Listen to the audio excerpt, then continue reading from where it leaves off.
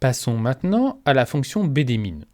Comme toutes les autres fonctions de base de données, elle s'écrit en sélectionnant d'abord le tableau, qui est notre base de données, ensuite en indiquant le champ, c'est-à-dire la colonne sur laquelle on va appliquer la fonction min, puis ensuite sur les critères. L'exemple qui est ici est un exemple où on a fait exprès de désambiguiser la partie donc sur le français. Donc on veut trouver le retard minimum des projets en cours de l'équipe alpha ou terminé pour toutes les équipes, mais ayant un budget supérieur à 100, quelles que soient les équipes. Donc là, lorsqu'on écrit le critère, il faut le faire vraiment pas à pas, puisqu'il commence à être un peu complexe. Donc d'abord, au niveau du statut, on va avoir deux critères, soit en cours, soit terminé. Donc c'est l'un ou l'autre. Donc c'est pour ça qu'on met l'un en dessous de l'autre, si ça correspond où. Par contre, pour les projets en cours, on ne veut que l'équipe alpha. Mais par contre, on veut toutes les équipes pour les projets terminés.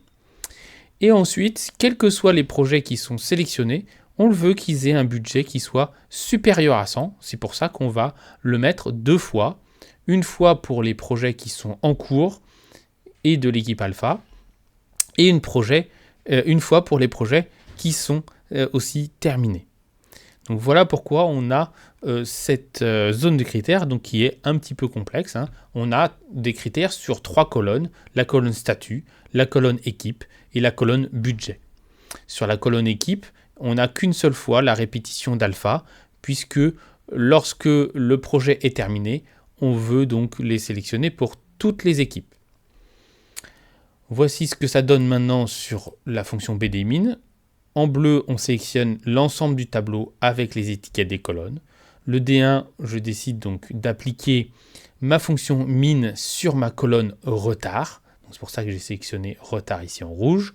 Et enfin, je sélectionne donc ma zone de critères qui est ici en violet.